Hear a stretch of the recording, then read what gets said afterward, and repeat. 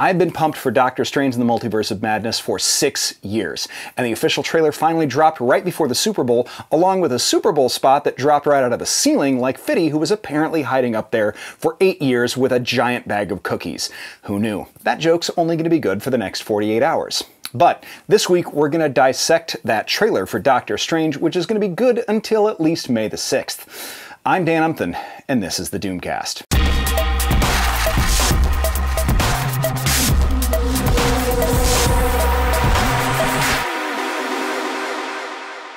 Okay, first things first, do me a favor and hit subscribe and the bell. I make about one video a week, and they're all great, and I'd hate for you to miss even one. So, thanks very much. So let's dig in. It starts off with a Strange voiceover saying, "Every night I dream the same dream," and a shot of Strange with his eyes reflecting what looks like a candle, and then Doctor Strange in front of a Beksinski-esque Sanctum Sanctorum. If you don't know what that is, it's a Polish painter. Anyway, it's crumbling from the top up, and it looks pretty weird, kind of like the Nightmare Dream Realm from comics.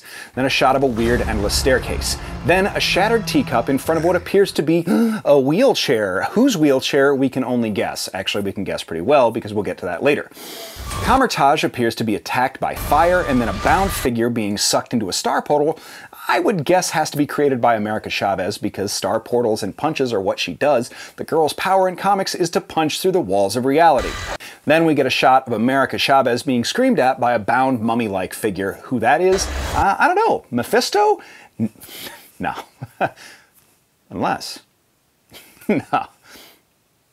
Unless. Then we hear Strange say that the nightmare begins as we see him awake in a Victorian post bed next to an Apple laptop and a shot of his reflection in a broken watch. Then Strange is in a broken Sanctum Sanctorum manipulating energy that looks like it's either the Reality Stone or Chaos Hex energy. Which are those different now? Anyway, he slams it into a book, a tome, which may or may not be the Darkhold. Probably not, but maybe another important one. Because if Wanda has the Darkhold, that could be the Book of the Vishanti. Anyway, then we get Strange explaining that he did what he had to do, and Wong explains he opened the doorway to universes and we don't know who or what will walk through it yet. Shots of crumbling New York with cars floating around, and then Christine comes out in a wedding dress. The Super Bowl spot clearly puts her in a church.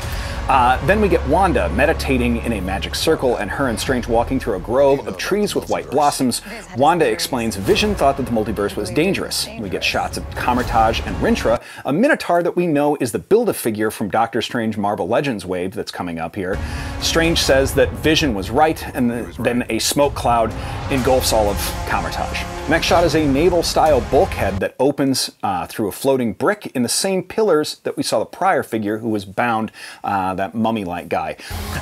Dreadlock Mordo says he's sorry to Stephen Strange and that his desecration of reality has consequences, as we see Strange cuffed after a skyscraper floats by Stephen.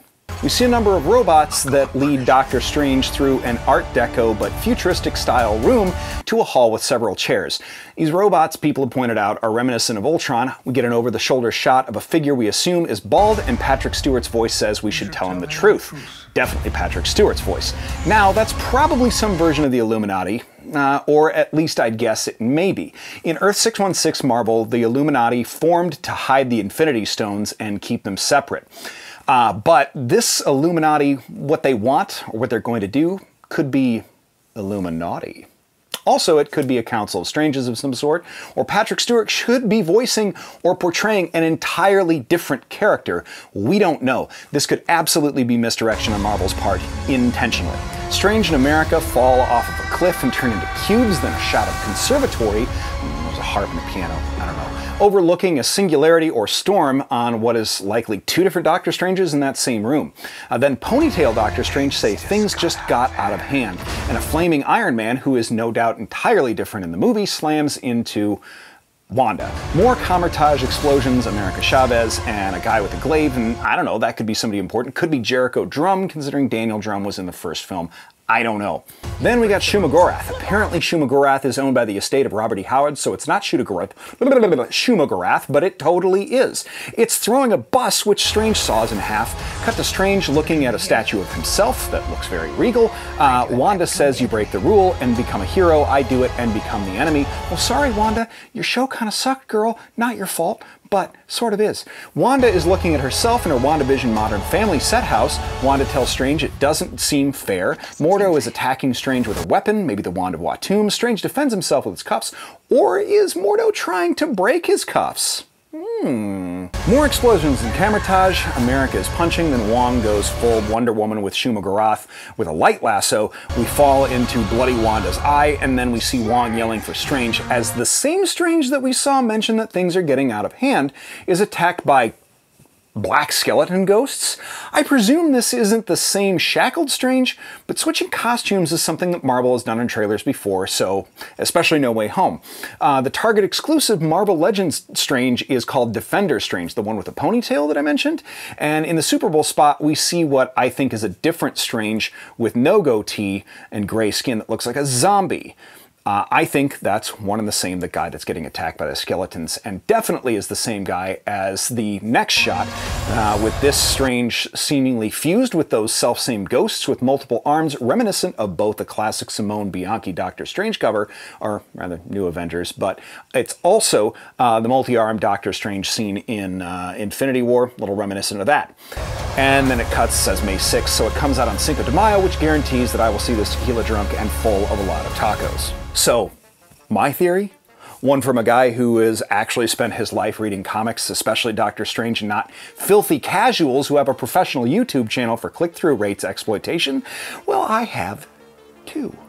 A huge portion of Infinity War and Endgame, including the children of Thanos and more, were gleaned from Jonathan Hickman's Avengers, as well as other parts and other elements from Bendis' New Avengers run.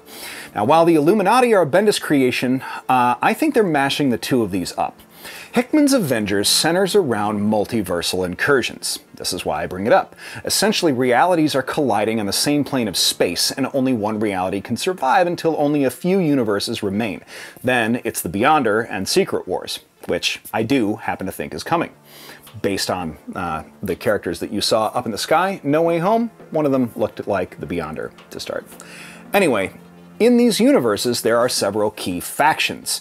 One of them is the Map Makers, which deploy robots, just kind of like the ones that you see leading Strange into that Art Deco room. Those robots enforce their will and map other realities.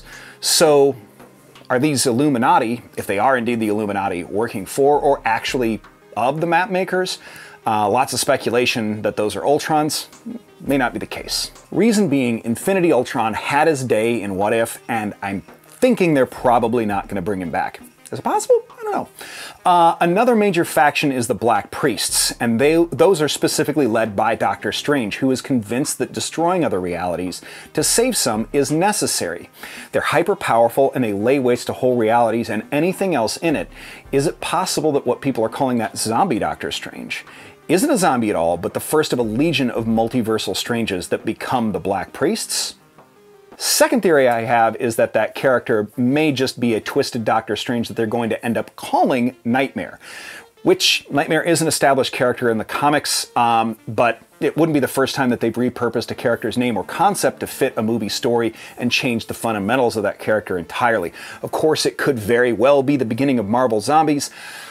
I also don't think that, as much as I wish it was.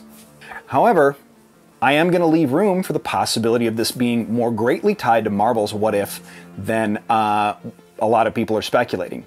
Because some eagle-eyed nerds have already spotted Captain Carter's shield in the bottom of a movie poster. I would never have caught that, but it is there. And as to what that could mean, and if that places Haley Atwell in a live-action Captain role, who knows? But I know that there are a lot of fans that want that. Again, it's entirely possible this entire trailer or any part of it is entire misdirection. In fact, the only thing that we can know for certain is that at least part of it is definitely misdirection, so that makes almost any theory that we have functionally worthless.